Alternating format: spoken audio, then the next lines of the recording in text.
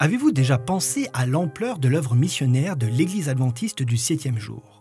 La bonne nouvelle est que, à la fin de 2022, il y avait déjà 212 pays ou régions avec une présence adventiste, sur les 235 pays ou régions mentionnés dans les rapports statistiques des Nations Unies.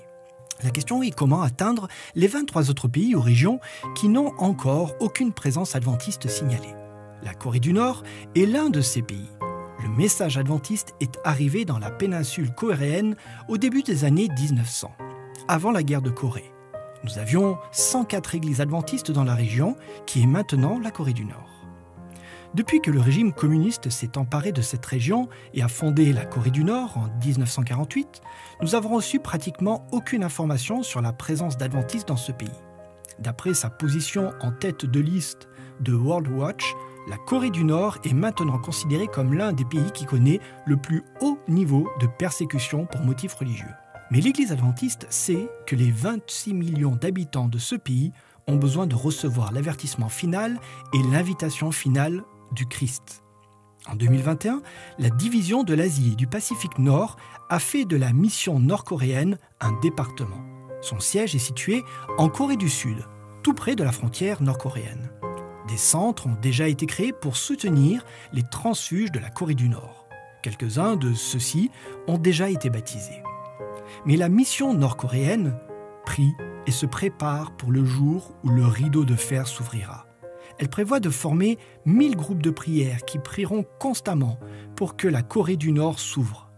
Elle vise aussi à former 1000 missionnaires pour que lorsque ce pays s'ouvrira, il y ait déjà une armée de prédicateurs prête à y pénétrer.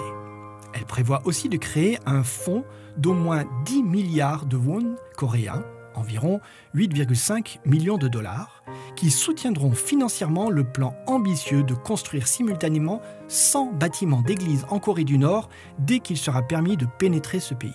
C'est dans de telles situations qu'intervient le Fonds des opportunités inhabituelles. Notre Église a créé ce fonds spécial pour préparer les moments où les bénédictions et opportunités inattendues surviendront pour le peuple de Dieu, comme lorsque l'Union soviétique se fragmenta en plusieurs pays au début des années 1990. À cette époque, le Fonds des opportunités inhabituelles soutint financièrement les centaines de prédicateurs qui pénétrèrent dans cette vaste région pour partager l'Évangile avec des millions de personnes.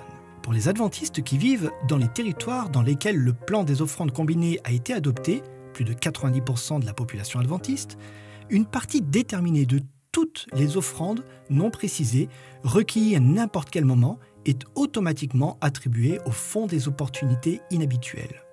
Pour ceux qui résident dans des territoires qui utilisent les plans d'offrandes différents, une offrande spéciale destinée à ce fonds est recueillie une fois par an. En apportant votre dîme et votre offrande de promesse, souvenez-vous du Fonds des opportunités inhabituelles et aussi que, ensemble, nous pouvons faire de plus grandes choses pour Dieu et aller plus loin et plus vite. Puissions-nous mettre nos désirs à la dernière place et Dieu à la première.